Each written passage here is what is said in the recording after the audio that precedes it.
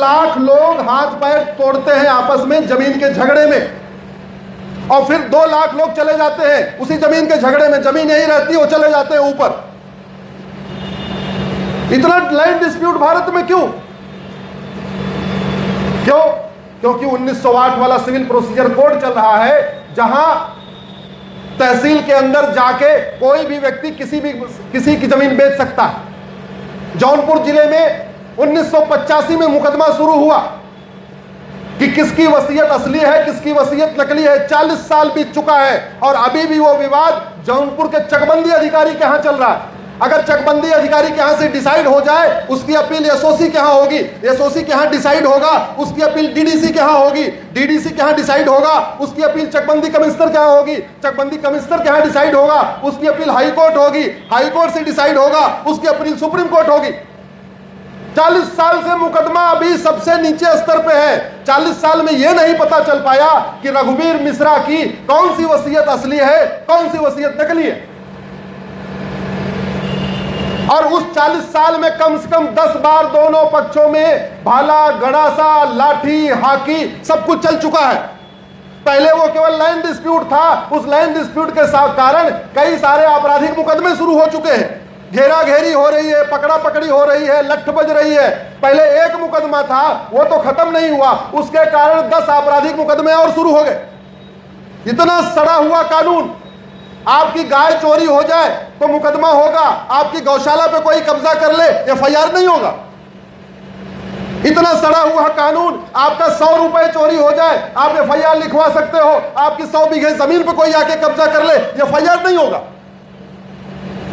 दुनिया के कई देशों में मकान पे कब्जा करना, जमीन पे कब्जा करने पे 10 से 20 साल की सजा होती है। हमने बदला ही नहीं। ऑस्ट्रेलिया में झूठी शिकायत, झूठी गवाही, झूठी जांच करने पे 7 से 14 साल तक की सजा है।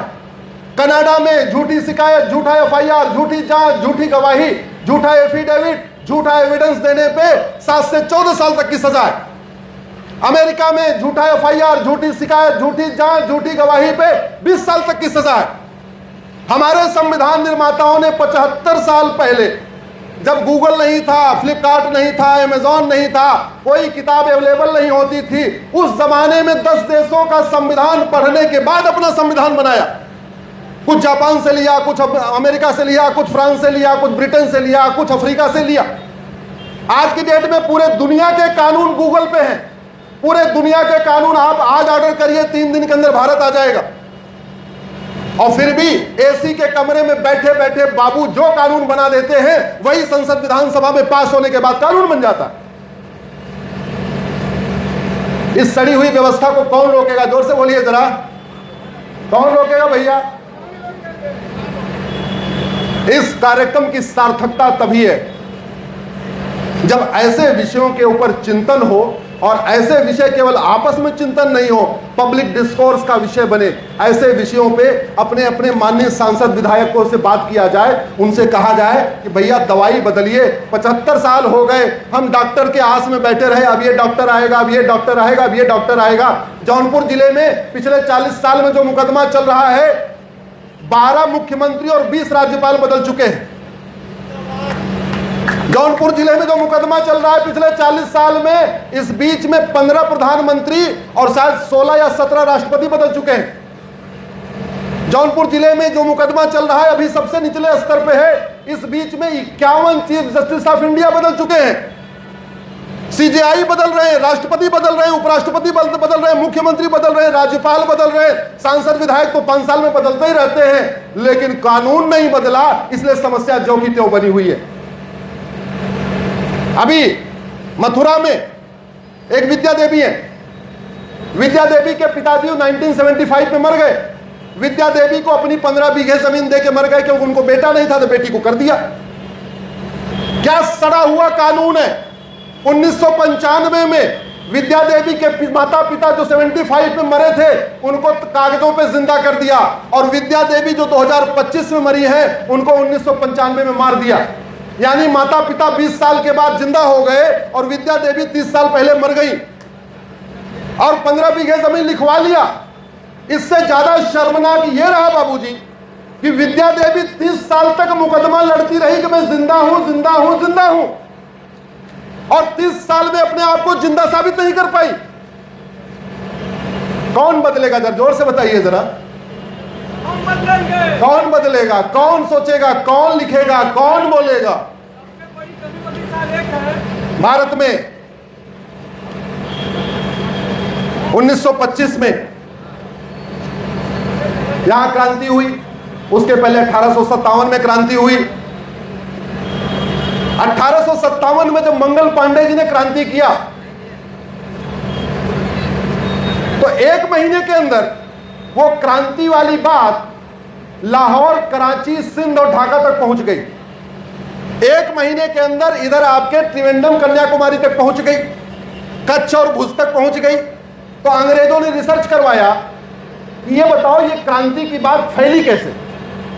तो उन्होंने शोध करवाने के बाद पता चला ये काम किया है मठ मंदिरों ने। मंदिर के पुजारियों ने रिले रेस शुरू किया और इस मंदिर से उस मंदिर, उस मंदिर से उस मंदिर, उस मंदिर से उस मंदिर, चारों तरफ मंदिर के पुजारी दौड़े और 1 महीने के अंदर मंगल पांडे जी की क्रांति पूरे भारत में फैल गई। अंग्रेजों ने बोला यह मठ मंदिर हमारे लिए बहुत बड़ा खतरा है, ये पंडा पुजारी हमारे लिए बहुत बड़ा खतरा है, क्या करें? बोले कानून बनाओ और कानून बना के मठ मंदिर अपने कंट्रोल में ले लो। मठ मंदिरों को कंट्रोल करने के लिए अंग्रेज एक कानून बना के गए थे। 1950 के बाद वाले अंग्रेजों ने 34 कानून और बना दिए। आज की डेट में मस्जिद, मजार, दरगाह को कंट्रोल करने के लिए एक भी कानून नहीं है, चर्च को कंट्रोल करने के लिए एक भी कानून नहीं है, और मठ मंदिरों को कंट्रोल करने के लिए 35 कानून चल रहे हैं। उन 35 कानूनों को मैंने सुप्रीम कोर्ट में चैलेंज किया हुआ। एक भी मस्जिद, एक भी मजार सरकार के कंट्रोल में नहीं, एक भी चर्च सरकार के कंट्रोल में नहीं, 4 लाख मठ मंदिर सरकार के कंट्रोल में। मस्जिदों से सरकार 1 रुपए नहीं लेती, चर्च से सरकार 1 रुपए नहीं लेती, और यहां सारा का सारा चढ़ावा सरकार ले रही है। क्या कर रही है? क्या हमारे काशी विश्वनाथ का जो चढ़ावा है उससे गौशाला खुल रही है क्या? जोर से बताइए। उससे यज्ञशाला खुल रही है क्या? उससे भोजशाला खुल रही है क्या? हमारे चढ़ावे से क्या वहां पे स्कूल बन रहा है क्या? हमारे चढ़ावे से कोई व्यायामशाला बन रही है क्या? अरे भैया, मंदिर का जो चढ़ावा हो तो धर्म के कार्य आना चाहिए। जो चर्च का चढ़ावा है उसको क्रिश्चियनिटी को फैलाने के लिए उपयोग किया जा रहा है, जो मस्जिद में चढ़ावा आ रहा है उससे इस्लाम को फैलाने के लिए उपयोग किया जा रहा है, और जो मंदिर का चढ़ावा है उसकी हालत ऐसी है, हिंदू धर्म को फैलाने के लिए तो छोड़ो, अरे वहां जो पूजा करने वाले उनको वेतन तक नहीं मिलता। आज मैं सुबह गया था काशी विश्वनाथ में पूजा करने के बाद मैंने वहां पे रुद्राभिषेक किया। तो मैंने वहां के जो रुद्राभिषेक करा रहे थे उनसे पूछा क्या है आपकी स्थिति, क्या है, कितना वेतन मिलता है? बोले कोई वेतन नहीं मिलता। पता नहीं यहाँ कोई आया है क्या भैया? उस मंदिर से कोई आया काशी विश्वनाथ से? क्या नहीं आया। काशी विश्वनाथ के 12 हमको पंडित मिले आज, जिन्होंने बताया भाई साहब हम 15 साल से काशी विश्वनाथ में पूजा करते हैं, 8 घंटे ड्यूटी करते हैं, सीसीटीवी जगह जगह लगा हुआ है, इसलिए हम किसी से चढ़ावा भी नहीं ले सकते।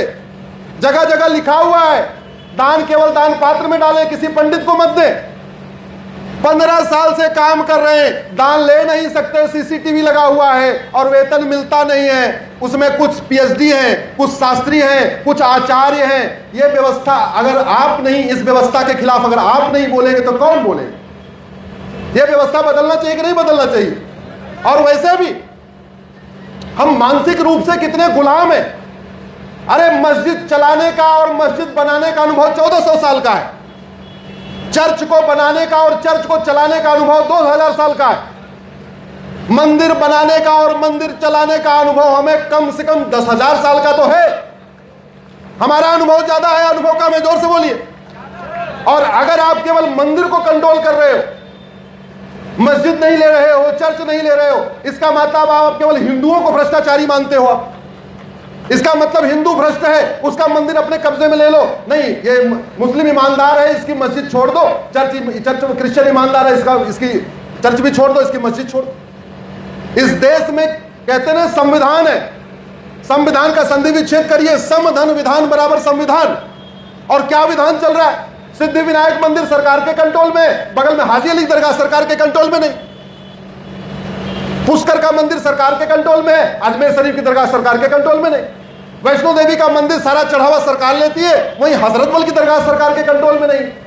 ऐसे विषयों को अगर आप मनीषी नहीं उठाएंगे तो कौन उठाएगा? और एक बात मैं आपसे पूछता हूं, भारत में 5000 सांसद विधायक हैं, मुझे 5 नाम बताइए जिन्होंने संसद विधानसभा में कहा हो कि जब मस्जिद सरकार के कंट्रोल में नहीं, जब चर्च सरकार के कंट्रोल में नहीं, तो हिंदुओं का मंदिर सरकार के कंट्रोल में क्यों है? आप किसी 5 नाम छोड़िए, एक नाम बताइए आप हमें। किसी ने बोला क्या? नहीं। क्यों? क्योंकि उनको पता है ये मनीषी लोग खुद ही नहीं बोल रहे थे, क्या जरूरत है? अरे जिन चीजों की आपको समझ है, अगर आप नहीं बोलोगे तो कौन बोलेगा?